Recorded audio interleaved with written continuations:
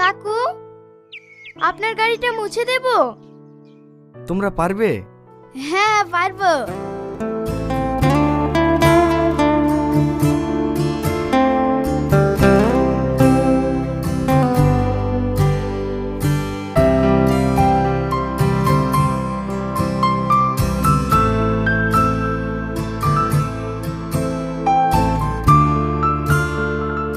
কি হলো, তোমাদের কি টাকা লাগবে?